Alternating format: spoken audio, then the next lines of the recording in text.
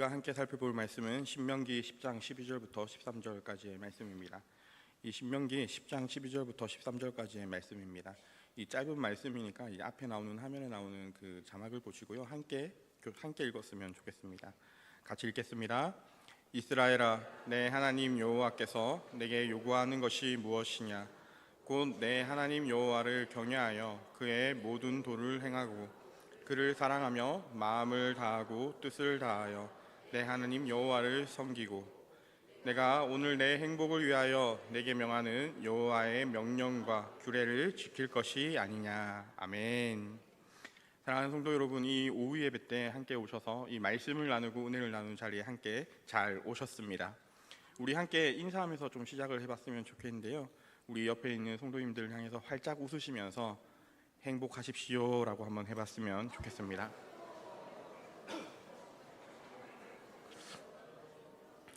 우리 사랑하는 성도 여러분, 이 행복하십시오 하면서 우리의 인상은 어떠해야겠습니까? 인상을 쓰고 얘기하면 안 되겠죠? 우리 한번 웃으시면서 당신을 통해 내가 행복합니다 라고 한번 더 인사해 보도록 하겠습니다.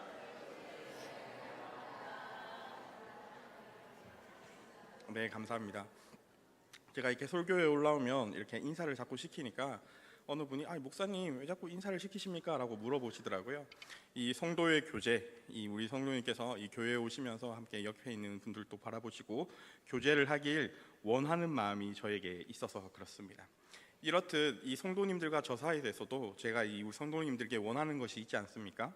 그럼 우리 성도님들도 이 저에게 원하는 것이 있으실 것입니다. 앞에 있는 설교를 하는 저에게 원하는 것이 무엇입니까? 설교 빨리 맞춰 주십시오. 아니겠습니까? 이처럼 우리 인격과 인격이 만나면은 이 서로 이게 원하는 것들이 있습니다. 부모는 자녀들에게 요구하는 것들이 있죠. 또 자녀들은 부모들에게 자신의 소망하는 것들이 있기 마련입니다. 이 부부도 마찬가지일 것입니다. 그리고 이 서로에게 요구하는 것이 없어질 때 우리는 단절을 경험하게 되는데요. 어떤 연인이 더 이상 서로에게 무언가를 요구하는 마음이 없어질 때 그들은 헤어지게 됩니다. 또 친구 사이에게 서로에게 더 이상 요구하고 기대할 만한 것이 없어질 때 그 친구 관계는 단절되게 되는 것이죠. 이 부모와 자녀 사이에서도 우리는 이런 모습들을 아주 흔치 않게 보게 됩니다. 너 잘난 대로 살아라 라는 마음이 들 때 그 가정에는 더 이상 이 화목이 없어지게 되는 것이죠. 동일하게 하나님과 우리 사이에서도 마찬가지입니다. 이 하나님께서는 인격적인 하나님이시기 때문에 하나님께서 저와 여러분들이 하나님 앞에 해야 될 것을 어떠한 것들을 요구하는 것들이 있으시다는 것입니다. 반대로 우리도 하나님 앞에 기도를 하면서 우리의 것들을 요청드리기도 하는 것이죠. 오늘 말씀을 통해서 이 하나님께서 우리에게 어떤 것들을 요구하시나 살펴보며 이 하나님이 요구하시는 것이 무엇인지 생각해보는 시간 가졌으면 좋겠습니다. 오늘 우리 함께 읽었던 12절의 상반절을 다시 한번 같이 읽어보겠습니다. 이스라엘아, 내 하나님 무엇이냐. 아멘. 오늘 이 말씀은 이 출애굽했던 이스라엘이 이제 가나안 입성을 앞두고 모세가 이스라엘 백성들이 하는 말 중에 하나입니다. 그런데 오늘 본문을 잘 살펴보면 조금 이상한 부분이 있는데요. 무엇이냐면 하나님께서 이 십계명을 이스라엘 백성에 내려주시면서 이 십계명을 주시면서는 분명히 하지 말라, 나 외에 다른 신을 섬기지 말라, 너희가 부모를 공경하라 라고 이렇게 명령문을 쓰셔서 이 십계명을 주셨습니다. 그런데 오늘 본문에서는 우리가 함께 읽었듯이 요구하고 계신다는 것을 우리는 살펴볼 수 있습니다. 하나님께서는 충분히 우리에게나 이 이스라엘 백성들에게나 요구하실 수 있는 분입니다. 하나님께서는 우리에게 이스라엘에게 충분히 요구뿐만 아니라 이 명령까지도 하실 수 있는 분이십니다. 400여 년간의 노예 생활에서 그들을 구원하셨고 길고 긴 광야의 생활 속에서 그들을 보호하시고 인도하신 것이 바로 우리 하나님이셨습니다. 그런데 이 가나안 땅을 앞두고 하나님께서는 그동안 이 십계명을 주시면서 하셨던 것처럼 이 일반적인 명령, 이 복종을 명하시는 것이 아니라 지금 요청하고 하나님께서 원하시는 것을 우리에게 요구하고 계신다는 것입니다. 하나님께서는 자신의 명령을 수행하는 이 기계처럼 이스라엘을 대한 것이 아니라 그들이 자발적으로 이 하나님의 말씀과 계명을 따르고 자신의 온 마음과 진실한 삶을 통해 하나님을 경배하기를 원하셨던 것이죠. 하나님은 지금 이 이스라엘 백성과 인격적인 관계를 맺고 싶어 하시는 것입니다. 여러분, 남편이 여러분에게 일반적으로 명령을 한다고 한번 생각해 보십시오.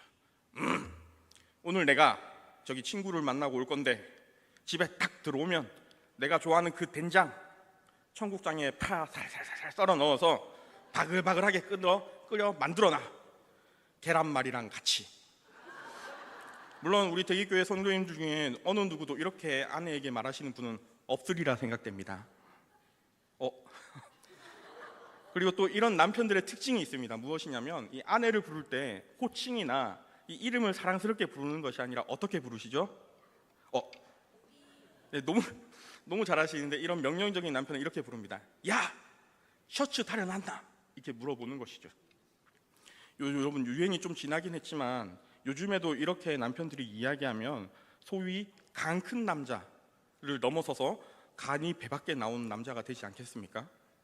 이렇게 명령하는 남편이 있다면 이 아내가 어쩔 수 없이 이 가정의 평화를 위해서 참고 인내할 수는 있겠습니다. 그러나 그 남편과 아내의 관계가 더 깊어질 수는 없을 것입니다.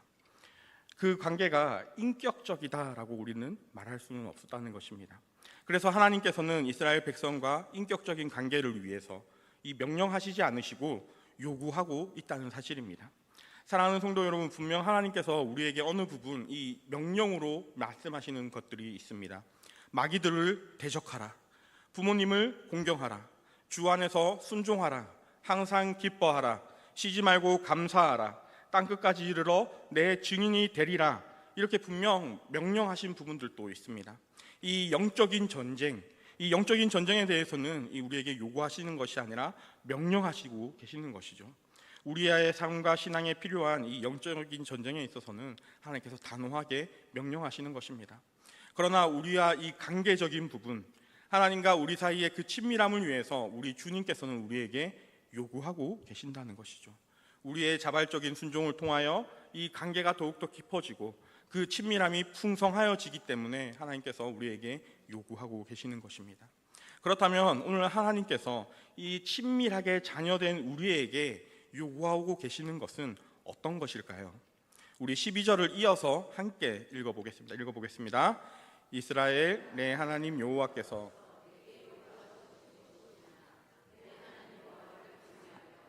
그의 모든 도를 행하고. 아멘. 먼저 하나님께서는 이 경외하라라고 말씀하고 계십니다. 이 경외함이라는 것은 피조물된 우리가 하나님 앞에서 거룩한 두려움을 가져야 된다라고 하는 말입니다. 그런데 이 두려움을 많은 사람들이 이 공포, 무거운 분위기 속에서 이 무서움으로 이해하시는 분들이 많습니다. 그러나 이 하나님이 무서운 분이다, 이 하나님께서 정말 무서운 분이시다와 거룩한 두려움은 전혀 다른 것이죠. 늘 여호와를 경외한다는 것은 우리가 조금 더 쉽게 표현하자면 이 살아계신 하나님이 오늘 또 우리와 함께하고 계신다라는 것을 의식하는 것이라고 볼 수 있습니다. 무슨 말이냐면 하나님이 지금 또 살아계셔서 나의 삶을 지켜보시고 나와 함께 동행하고 계신다는 사실을 우리가 의식하는 것입니다. 사랑하는 성도 여러분, 우리가 이렇게 함께 모여서 예배를 드릴 때 조금 졸리기도 하고 졸 때도 있지 않습니까? 그런데 우리의 뒤에 저 뒷문에서 목사님이 이렇게 탁 들어오신 것을 인기척으로 느꼈습니다. 그럼 사랑하는 성도 여러분, 어떻게 하십니까? 이 뒤에 서늘한 검은색이 왔다 갔다 하실 때 여러분 졸다가 조는 척을 멈추시고 이러면서 딱 말씀을 듣는 척 하지 않으십니까? 아니면 옆에가 졸고 있으면 어떻게 하십니까? 이렇게 하면서 깨워서 안 조게 만들게 하시지 않습니까? 무슨 말이냐면 이렇게 의식한다는 것은 그 사람이 나에게 옆에 있구나, 그 사람이 내 뒤에 있구나, 그 사람이 내 앞에 있구나, 이와 동일하게 이 하나님을 경외한다는 것은 하나님이 나의 앞에 있구나, 하나님이 나의 뒤에 계시구나, 하나님이 나와 동행하고 계시는구나라는 것을 의식한다는 것입니다. 하나님과의 관계에서도 이것이 동일하다는 것입니다. 하나님이 나와 함께 하신다는 것을, 그 거룩한 두려움을 의식하고 살아가면 우리의 행동과 말이 달라질 때가 참 많이 있습니다. 우리가 잘 알고 있는 요셉은 종으로 팔려가 보디발의 집에 종으로 가게 되었습니다. 요셉이 얼마나 이 보디발의 아내의 유혹에 시달렸겠습니까? 요셉의 옷이 벗겨질 정도로 유혹할 때 요셉이 어떻게 말했습니까? 내가 어찌 이 큰 악을 행하여 하나님께 죄를 지으리까라고 이야기하는 것입니다. 요셉은 이 눈에 보이지 않고 있던 이 하나님을 의식하고 있었던 것입니다. 지금 내 눈에 보이지는 않지만 하나님이 나와 함께 계시고 내 곁에 계신다. 그런데 내 그 하나님 앞에서 내가 어찌 이 악을 행하여 죄를 지을 수 있단 말인가? 이것이 바로 이 하나님을 경외하는 신앙입니다. 여호와를 경외하는 믿음을 가졌기 때문에 요셉은 그 죄의 유혹을 이겨낼 수 있었던 것이죠. 사랑하는 성도 여러분, 하나님을 경외하면 이 하나님의 권위를 우리는 자연스럽게 인정하게 됩니다. 그리고 이 하나님의 권위를 인정하는 자는 부모의 권위도 인정할 수 있습니다. 또 하나님이 세우신 이 지도자의 권위도 순종하게 됩니다. 그리고 이 세상에서 하나님을 의식하고 그분의 권위를 인정하기에 이 하나님의 질서에 대해서도 인정하며 살아가게 되는 것이죠. 하나님을 경외하는 자는 끊임없이 하나님이 내게 무엇을 말씀하실까? 그 말씀에 귀를 기울이게 됩니다. 끊임없이 하나님을 묵상하니까 이 하나님의 성품을 자연스럽게 닮아가는 것이죠. 끝없이 하나님의 말씀을 묵상하면서 또 하나님이 주신 마음의 소원을 갖게 되니까 이 남들이 갖지 못하는 꿈과 비전을 가지고 살아가는 것이 이 하나님을 경외한 자의 삶이라는 것입니다. 하나님의 말씀을 잘 순종하는 우리 학생 친구들이 참 많이 있습니다. 제가 중등부를 이렇게 사역하면서 참 하나님의 말씀을 순수하게 잘 믿는 친구들이 있습니다. 그 친구들이 대부분은 이 공부를 참 열심히 하려고 노력합니다. 내가 누군지 알고 내가 공부를 왜 해야 되는지 아니까 이 하나님을 의식하게 되는 것이죠. 뿐만 아니라 하나님을 의식하는 사람은 이 새로운 통찰력을 갖게 됩니다. 역사의 시작과 끝을 알게 되는 것이죠. 그래서 내가 지금 어디를 향해 가고 있고 내 삶의 존재와 이유를 알아가게 됩니다. 그리고 오늘 말씀에서 더불어서 무엇을 요구하십니까? 경외하고 도를 행하라 라고 요구하십니다. 하나님을 의식하는 그 삶을 살기 위해 노력하라 라고 요구하고 계시는 것이죠. 이어서 하나님께서 우리에게 계속해서 요구하시는 것이 있는데요, 우리 12절 하반절 말씀 또 함께 같이 읽어보겠습니다. 내 하나님 여호와를 경외하여 그의 모든 도를 행하고 내 하나님 여호와를 섬기고. 아멘. 하나님께서 우리에게 요구하시는 것은 이 하나님 자신을 사랑하라라는 것입니다. 그런데 어떻게 사랑하라고 말씀하시냐면 이 마음을 다하고 뜻을 다하여 사랑하라는 것이죠. 여러분, 사랑은 이 머리로 하는 것이 아닙니다. 이 사랑은 지식으로 하는 것도 아니죠. 이 사랑은 우리의 가슴으로 하는 것이 사랑입니다. 우리가 드라마에서나 이 사랑에 빠진 청년들이 자주 하는 말이 있습니다. 머리는 아니라고 말하는데 내 마음이 막 떨려, 이렇게 이야기합니다. 사랑은 이 마음으로 하는 거라는 이야기입니다. 우리 부모님들을 한번 생각해 봅시다. 정말 마음으로 사랑을 합니다. 자녀를 사랑할 때 지식으로 사랑하지 않습니다. 언제나 자녀를 사랑할 때 보게 되면 참 이 마음으로 사랑하는 것을 우리가 보게 되는 것이죠. 그래서 어린 자녀가 밤에 열이 오르면 밤새도록 어떻게 합니까? 그 물수건을 이 이마에 올려놓고 그 옆을 밤새도록 지키게 되는 것이죠. 저희 아버지가 그렇게 경상도 사람이십니다. 제가 전혀 경상도 사람같이 생기지 않지 않았습니까? 저희 아버지가 그렇게 경상도 사람이십니다. 이 절대 감정을 밖으로 내보이시지 않는 분이십니다. 그런데 그런 아무 감정이 없어 보이시던 저희 아버지가 제가 딱 사랑을 한다고 느껴질 때가 있었습니다. 언제냐면 제가 군대를 가서 이제 훈련소를 들어가면서 이제 가족들과 인사를 하는데, 그때 저희 아버지가 저를 보고 잘 다녀오라 이렇게 인사하시는데 그 아버지의 눈시울이 막 펑펑 우시는 것도 아니고 눈시울이 빨개져 있었습니다.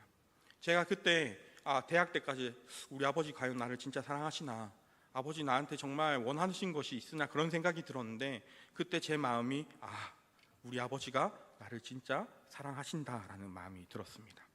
또 사랑하는 성도 여러분, 딸을 시집 보낼 때 어떠시죠? 저는 저희 누님 두 분이 계셨는데요, 제가 이 둘째 누님까지 결혼하실 때 제가 그 아버지와 함께 어머니와 함께 차를 돌아가면서 그 결혼식장에서 집에 돌아가면서 어떤 말을 했냐면, 이제 똥차 다 치웠다, 아빠 엄마 이제 제 차례입니다, 이렇게 얘기를 했어요. 그랬더니 막 제가 그렇게 좋아해서 그렇게 얘기했더니 뒤에서 어머니와 옆에서 아버지가 되게 한심한 눈으로 저를 쳐다보시더라고요. 이 자신의 딸이 결혼하는 그 순간조차 이 마음으로 부모님은 자녀들을 사랑한다는 것이죠. 그래서 여러분, 우리도 하나님을 사랑할 때 이 자식들뿐만 아니라 이 하나님을 사랑할 때 이처럼 마음으로 언제든지 하나님을 생각하는 그런 사랑을 해야 됩니다.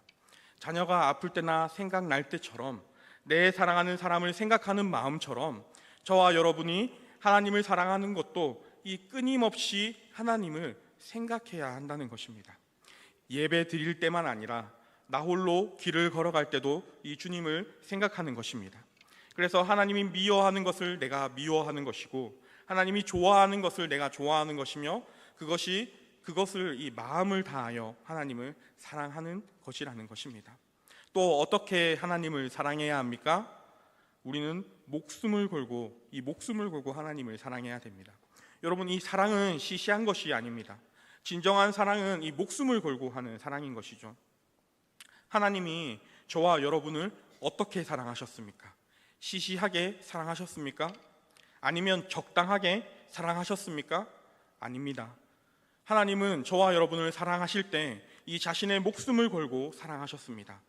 자신의 생명을 내어주시면서까지 저와 여러분을 사랑하셨습니다. 우리가 아직 죄인 되었을 때 그리스도께서 우리를 위하여 십자가에 달려 죽으심으로 하나님께서 우리에 대한 자기의 사랑을 확실한 증거로 우리에게 보여주셨습니다. 그렇다면 주님이 나를 이렇게 사랑하였다면 우리도 주님을 그렇게 사랑하여야 되지 않겠습니까? 오늘날 우리는 얼마나 우리 주님을 말로만 사랑하는지 모릅니다. 주님의 목숨을 걸고 자신의 생명을 내어주시면서까지 우리를 사랑했는데 우리는 그렇게 주님을 사랑하지 못하는 것 같습니다. 최선을 다하여 예배를 드리는 것이 아니라 시간이 나면 적당하게 예배를 드리고 온전한 11조를 아까워서 드리지 못하고, 여러분, 저와 여러분이 그렇게 신앙생활을 할 때가 얼마나 많습니까? 하나님은 자신의 목숨을 걸고 우리를 사랑하셨기 때문에 저와 여러분 또 동일하게 목숨을 걸고 주님을 그렇게 사랑하기를 요구하고 계십니다. 또 뜻을 다하여 사랑하라고 요구하는 것이죠. 무슨 말이냐면 나의 온 정성과 모든 생각과 이 의지를 동원하여 그렇게 하나님을 사랑하라라는 것입니다. 내가 가지고 있는 시간과 내게 주신 물질과 하나님이 내게 주신 은사와 모든 정열들을 쏟아부어서 그렇게 하나님을 사랑하라라는 것이죠. 그러니까 사랑하는 성도 여러분, 우리가 기도할 때 그냥 기도해서는 안 됩니다. 정말 힘을 다하여 기도해야 됩니다. 우리가 예배를 드릴 때 우리의 최상의 시간을 들여서 최선을 다해서 우리가 주님 앞에 예배 드려야 합니다. 찬양을 할 때도 내 마음이 어떠하든 내가 얼마나 슬프든 그런 것이 중요한 것이 아니라 내가 지금 이 하나님 앞에 무엇을 하고 있는지 늘 기억하면서 우리가 찬양을 해야 된다는 것이죠. 그렇다면 이 마음을 다하고 목숨을 걸고 뜻을 다하여 주님을 사랑한다는 것은 구체적으로 어떤 의미가 있을까요? 우리 요한복음 14장 21절 우리 함께 읽어보겠습니다. 나의 계명을 지키는 자라야 나를 사랑하는 자니 나를 사랑하는 자는 내 아버지께 사랑을 받을 것이요 나도 그를 사랑하여 그에게 나를 나타내리라. 아멘. 사랑하는 성도 여러분, 단순히 우리가 사랑한다는 것은 이 마음과 감정만을 이야기하는 것이 아니라 하나님을 사랑하기 때문에 하나님의 계명을 지켜 행하고 주님이 주신 그 말씀에 순종한다는 것입니다. 우리가 지금까지 하나님이 우리에게 요구하시는 것 두 가지를 살펴보았습니다. 한번 정리해 보겠습니다. 첫 번째가 무엇입니까? 괜찮습니다. 우리가 이렇기 때문에 매일매일 말씀을 듣는 것이죠. 첫 번째는 한번 따라해 보시겠습니다. 하나님을 경외하는 것. 두 번째는 감사합니다. 같이 한번 따라해 보겠습니다. 하나님을 사랑하는 것. 그렇다면 사랑하는 성도 여러분, 오늘 하나님께서는 왜 우리에게 이 두 가지를 요구하고 계실까요? 우리 13절을 한번 같이 읽어보겠습니다. 내가 오늘 내 행복을 위하여 내게 명하는 여호와의 명령과 규례를 지킬 것이 아니냐. 사랑하는 성도 여러분, 이 하나님은 이 하나님 자신의 행복을 위해서 우리에게 이것들을 요구하시는 것이 아닙니다. 우리가 하나님을 경외하고 하나님을 사랑한다고 해서 하나님이 거룩한 분이 되시고 더 존귀한 분이 되신다는 것이 아니란 이야기입니다. 이미 하나님께서는 정말 거룩하신 분이시고 완전하신 분이십니다. 그런데 왜 하나님은 오늘 우리에게 여호와를 경외할 것과 이 하나님을 사랑할 것을 요구하십니까? 저와 여러분의 행복을 위해서 그렇습니다. 하나님은 저와 여러분이 행복한 자로 살아가기를 원하시고 계시는 것입니다. 육신의 부모인 우리가 내 자녀의 행복을 원하는 것처럼 하늘에 계신 우리 아버지도 이 땅을 살아가는 저와 여러분이 누구보다도 가장 행복한 자가 되기를 원하시고 행복한 자로 살아가기를 원하십니다. 이것이 저와 여러분을 향한 우리 주님의 마음입니다. 그러면 이 행복은 무엇입니까? 중등부에서 어떤 친구는 이렇게 대답을 했습니다. 공부를 열심히 하고 돈을 많이 벌고 안정된 직장에서 가정을 꾸미고 평안하게 사는 것이 행복이라고 이야기했습니다. 저는 참 그 대답을 들으며 마음속 한편에 되게 씁쓸한 마음이 있었습니다. 우리들 중에서도, 저와 여러분들 중에서도 내가 남보다 더 많은 물질을 소유하고 더 좋은 환경 가운데 살아가면 아마 그것이 행복이라고 착각하시는 분들이 계실지도 모르겠습니다. 여러분, 그러나 그것은 절대로 행복이 아닙니다. 왜냐하면 그렇게 많은 물질을 가지고도 이 좋은 환경 속에서도 인생을 살았던 사람들이 오늘날 우리에게 증명하고 있지 않습니까? 그렇게 많은 물질을 가지고 있고 그 좋은 환경에서 자랐던 수많은 사람들이 내가 그렇게 살아보니 그것이 행복한 것이 아니다라고 증명하고 있습니다. 우리 성경에 나오는 이 솔로몬을 한번 살펴보십시오. 인류의 역사에 그보다 더 부귀영화를 누려본 사람이 이전에도 없었고 이 솔로몬의 그 인생이 정말 휘황찬란하고 값진 인생이었습니다. 그러나 그 솔로몬이 그 인생의 말년에 무엇이라고 고백하고 있습니까? 모든 것이 헛되고 헛되도다라고 이야기하는 것이죠. 또 어떤 사람들은 이 행복이 우리의 마음먹기에 달렸다라고 이야기하기도 합니다. 유명한 인문학 강의를 하시는 분들은 행복은 마음먹기에 달려있다라고 주장하십니다. 오늘 내가 누군가를 만났을 때 환하게 웃어줄 수 있고 내가 누군가를 사랑하고 있고 내가 오늘 감사하며 살아간다면 그것이 우리에게 행복이다라고 유튜브나 이 아침마당에 나와서 참 많이들 이야기하십니다. 맞는 말 같지만 이 진정한 행복은 그런 것이 아닙니다. 행복이 우리의 마음먹기에 따라 달렸다면 우리의 마음은 늘 갈대와 같이 변하는데 행복이 변질될 수 있다는 것이죠. 우리의 마음은 수시로 변한다는 것입니다. 한때 이 KBS 아침마당에 자주 나오셔서 행복은 마음먹은 대로라는 강의를 하신 행복전도사라는 명칭의 유명한 강사분이 계셨습니다. 그러나 그분은 자신의 인생의 고통을 끝내 이겨내지 못하고 스스로 목숨을 끊으셨습니다. 여러분, 행복은 이 마음먹기에 달려있는 것이 아니라는 것이죠. 우리의 마음이 변하면 우리 안에 있는 행복의 파랑새도 한순간에 날아가 버릴 수 있는 것입니다. 오늘 하나님께서 말씀하시는 행복의 기준은 어떤 것일까요? 우리 신명기 33장 29절에 이렇게 이야기합니다. 제가 읽어드리겠습니다. 이스라엘이여, 너는 행복한 사람이로다. 여호와의 구원이 너같이 얻은 백성이 누구냐? 아멘. 하나님은 분명한 행복의 기준에 대해서 너무나 명료하게 이야기하십니다. 너 구원받았니? 너 구원받았으면 너는 행복한 사람이야. 너 누가 뭐라 해도 구원받았다면 행복한 거야 라고 이야기하시는 것이죠. 이 말씀을 듣던 당시 이스라엘 백성들의 처한 상황은 전혀 행복하지 않았습니다. 그들은 여전히 광야의 한복판에 있었고 그들은 아직 요단강을 건너 가나안 땅에서 그 원주민을 몰아내야 하는 치열한 싸움이 그들 가운데 있었습니다. 그러나 하나님께서는 너가 구원받았기 때문에 그러한 환경과 그러한 상황과 그러한 어려운 가운데서도 너가 행복한 사람이다라고 말씀하고 계시는 것이죠. 사랑하는 성도 여러분, 하나님은 구원을 행복의 기준으로 제시하셨습니다. 그것을 우리가 받은 구원을 통해서 인생의 가장 큰 두 가지 문제가 해결되기 때문인데요. 죄와 죽음의 문제를 해결받기 때문입니다. 인생의 가장 큰 두 가지 문제, 이 죄와 죽음의 문제를 해결받았다면 여전히 광야 한복판에 우리가 있을지라도 너는 행복한 사람이다라고 말씀하고 계시는 것입니다. 여전히 너의 상황과 형편이 좋아지지 않고 여전히 이 땅에서 고통당하고 살고 있으며 여전히 일정한 정도로 우리의 삶에 이 팍팍한 우리의 삶에 우리의 삶의 고난과 고통이 일정한 정도로 찾아올지라도 너는 행복한 사람이다 라고 말씀하고 계시는 것입니다. 사랑하는 성도 여러분, 정말 그 말이 진짜입니까? 여러분은 정말 행복한 사람입니까? 다시 한번 질문하겠습니다. 여러분은 행복한 사람입니까? 감사합니다. 그렇다면 왜 하나님께서는 우리가 이렇게 구원받아서 행복한 자가 되었는데 저와 여러분에게 또 이렇게 말씀으로 또다시 내가 너의 행복을 위하여 여호와를 경외할 것과 하나님 사랑하는 것을 반복적으로 요구하고 계실까요? 그것은 저와 여러분이 분명히 행복한 자가 되었지만 우리가 이 땅에서 그 행복을 누리며 살지 못하기 때문에 그렇습니다. 여러분, 우리는 분명히 지식적으로 나는 구원받았으니까 행복한 자야, 내 자신이 행복한 자라는 사실을 분명히 알고 있지만 실질적으로 내가 살아가고 있는 이 삶에서, 내 삶의 현장에서 나는 행복한 자로 그 행복을 마음껏 누리며 살아가고 있느냐? 아니라는 것입니다. 아직 저는 행복하지 않아요, 이렇게 말씀하시는 분들이 많다는 것입니다.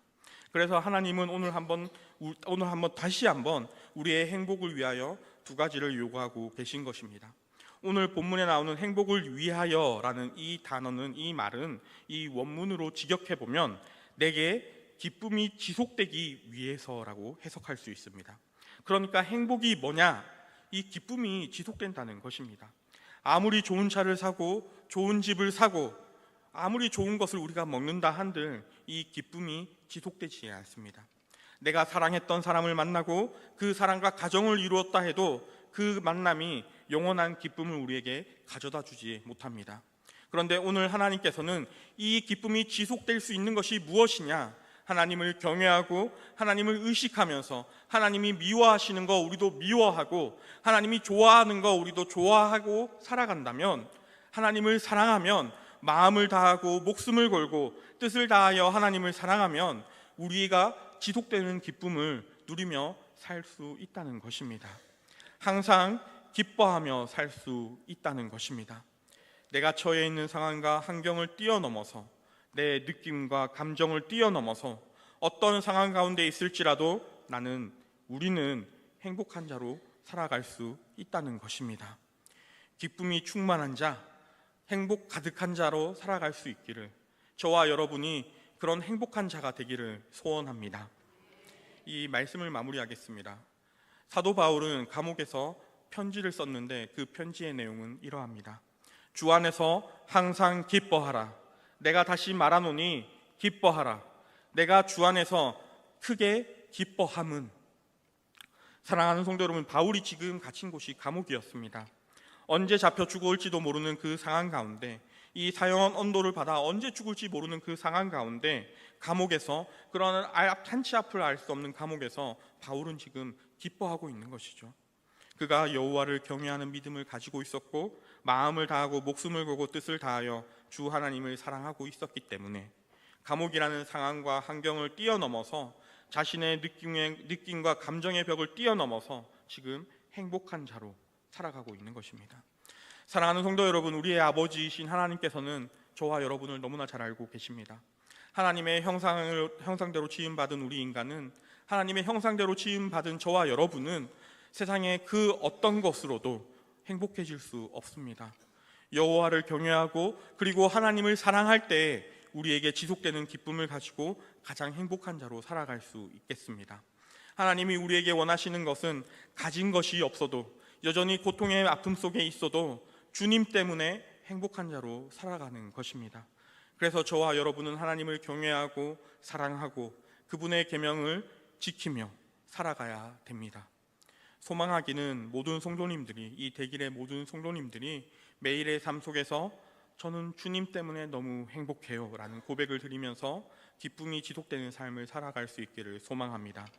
그리고 이러한 하나님의 놀라운 복이 저와 여러분, 그리고 우리 교회뿐만 아니라 우리의 가정과 직장, 우리가 속한 그 모든 곳이 이 놀라운 축복과 행복을 누리면서 살아가길 소원하고 축복합니다. 하나님과 함께 동행하는 행복한 한 주 되시길 바랍니다. 기도하겠습니다. 참 사랑이 많으신 하나님 아버지, 감사합니다. 오늘 또 우리가 다른 어떤 것이 아니라 하나님 앞에 나와 찬양하고 기도하고 말씀 들을 수 있게 하여 주심을 감사합니다.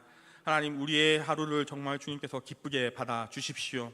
그러니까 우리가 오늘 들은 말씀처럼 우리가 한 주 동안 주님의 말씀을 행하며 살아갈 때 하나님, 우리가 다른 어떤 것보다 행복한 자가, 기쁨을 가득한 자가 되길 소원합니다. 성령 하나님, 우리에게 찾아오셔서 우리에게 허락하여 주시고 우리가 하나님과 동행하며 이 세상을 걸어나갈 때 하나님, 우리에게 평안과 위로와 하나님께서 주시는 그 용기와 아버지 믿음 주셔서 우리가 하나님 앞에 기뻐할 수 있고 참 눈물과 참 위로와 참 기쁨을 누릴 수 있는 우리 모든 대길교회가 될 수 있도록 주님 도와주십시오. 이미 우리의 미래와 우리의 모든 것을 완성하여 주신 예수 그리스도의 이름으로 기도드렸습니다.